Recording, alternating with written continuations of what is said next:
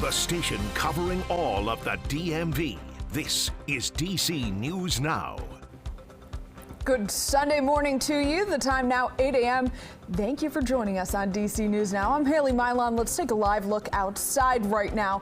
Looking a little hazy there, the Kennedy Center, the left side of your screen, but boy, you can hardly see it. It is a cozy Sunday morning, Derek Bowen. If you are curled up with a blanket, a cup of coffee, and I don't know, puppy, kitten, I'm jealous of you because that's the move right now. That is the move indeed. I mean, I even was the same way yesterday on my front porch, just you know, watching the rain come in here and there with my cup of coffee on the front porch. Sounds nice. Very nice. nice. More of the same later. More of the same later. I may actually just get on my couch and just take a nap this afternoon, especially with the rainfall coming in. We have some rainfall coming in as we currently speak.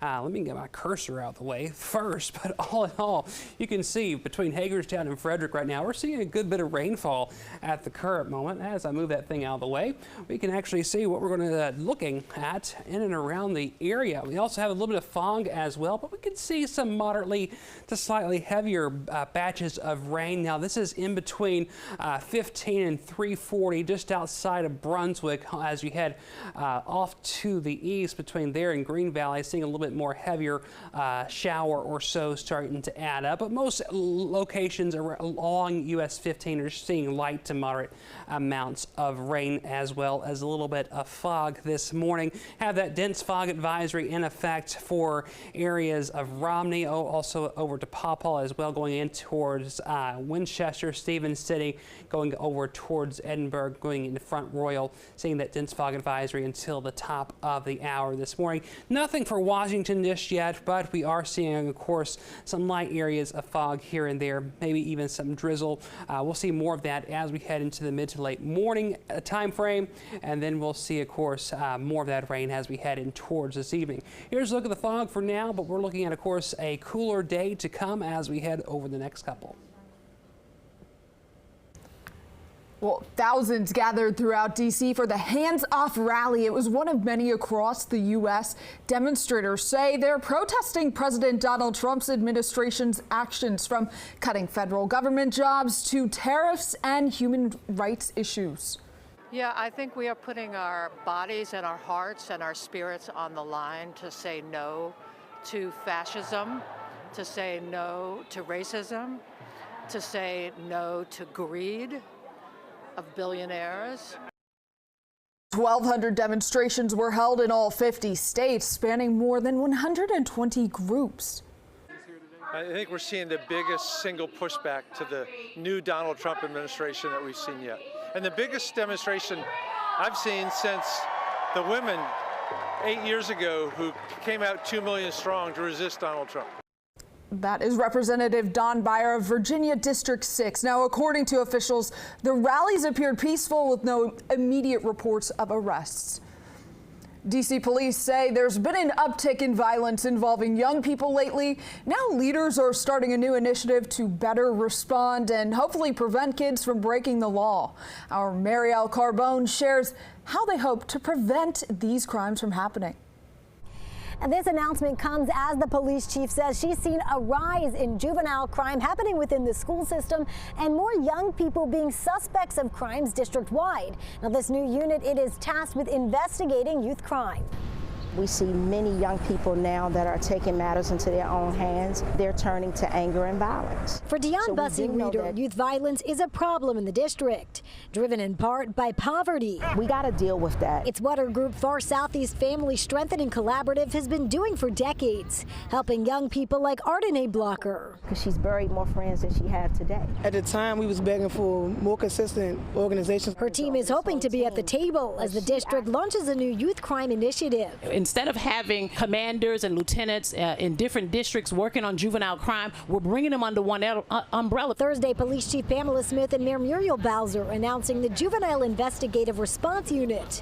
The new unit will be responsible for investigating and disrupting repeat juvenile crimes. And we will prioritize intervention-driven accountability. We will work to identify and interrupt ongoing disputes. Our success will be measured by tracking recidivism. According to police data, nearly Nearly 200 juveniles arrested for violent crime in 2024 were repeat offenders. This is not all of our kids in D.C. that's committing these things. It's the same kids, right? I think we have to do like many things, give it a try. Bassi Reeder is optimistic, but says community buy-in is necessary for success. The city cannot do this alone. They cannot do this without connecting with the community.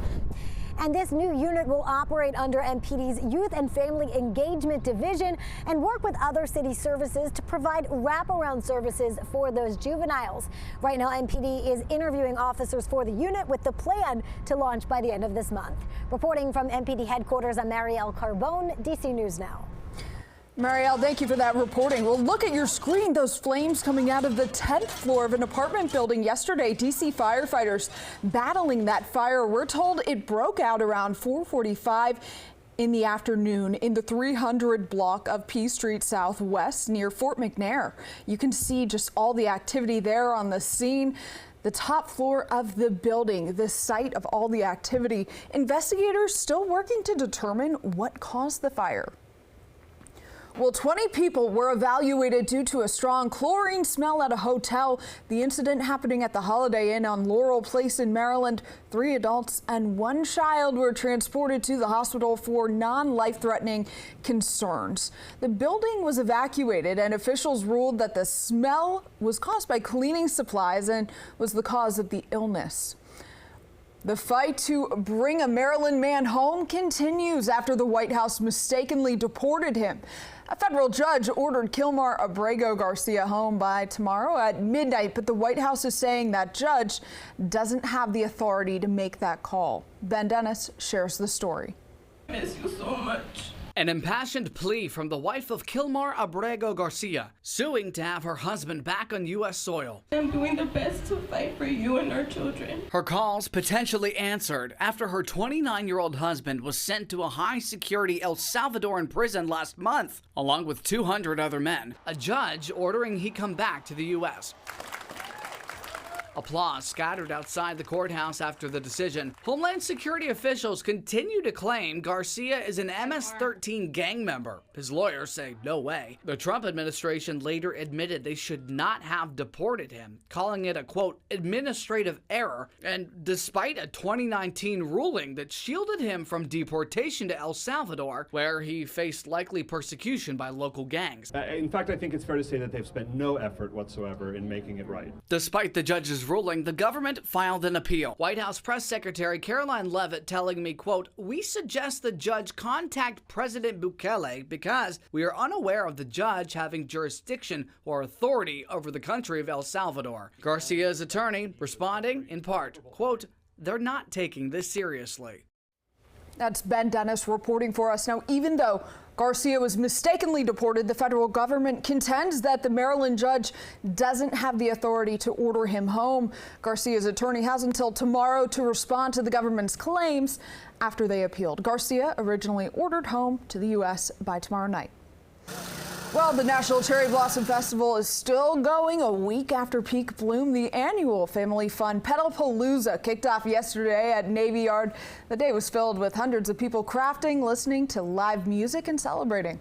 Since the sun has come out, it's picked up in speed and everyone seems happy and interested, and lots of wandering around and enjoying all of the activities. Petalpalooza finished off celebrations last night with live music and a fireworks show. And happening today, be prepared for road closures in D.C. as thousands of runners hit the streets for the Cherry Blossom 10-miler. Those road closures include Memorial Bridge and Memorial Circle by Arlington National Cemetery, Main Avenue from I-395 westbound to Independence Avenue Southwest, and the Roosevelt Bridge ramp to Ohio Drive Northwest. Metro trains opened 2 hours early to accommodate runners, and officials say that Metro might be the best way to get around this morning. All right, Derek, a lot of brave souls out there running in this kind of misty weather. Yeah, it's a little bit foggy out there this morning. Temperatures are now into the 50s. It was a little bit warmer just a few hours ago. Closer to midnight, they were into the 60s and 70s. We may try to tarry back closer to that as we head throughout the day, but unfortunately it looks like our temperatures overall as we head in towards the afternoon are going to start dropping back closer to the low temperature overnight, which will be actually into the 40s. We have a north wind right now bringing in that cooler air. Looking at that sunset tonight at around 7:37.